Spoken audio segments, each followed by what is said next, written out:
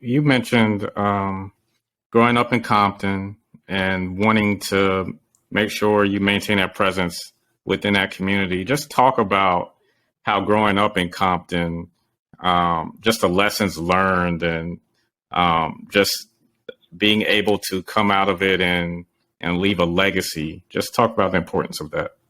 Yeah, so I think very early on, I've always had the qualities of a leader. Um, it was quite evident, especially just being in the classroom where teachers always choose me to do this or do that. And I never really understood why they would be doing that to me. But as I got older, I started to recognize what they saw in me that I didn't even know what was in me, that I didn't even know was in me, which is basically that I am a leader. I've always been that way.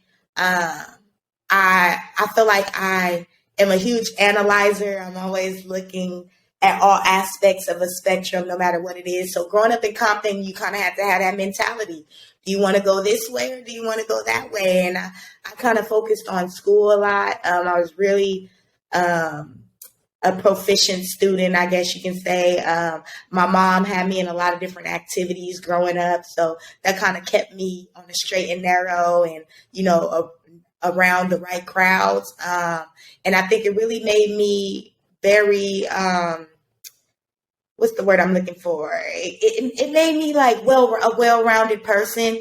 So some of the things that I faced growing up is like, from a woman's perspective, a lot of my friends were getting pregnant early and things like that. Or a lot of my bros and people I grew up with were in and out of jail. And it's like, what path do I want to take? And I knew I always wanted to make a positive impact in my city and give back. I'm a huge fan of Kendrick Lamar. And when he came out with that album, Good Kid, Mad City, I felt like that was the perfect title. I've always been a good kid in a mad city.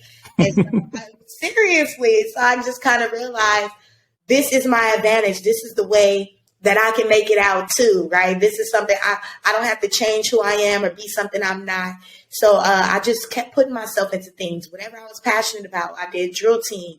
I was in writing classes. I was in the mock trial, different little programs and things like that that just kind of expanded my mindset.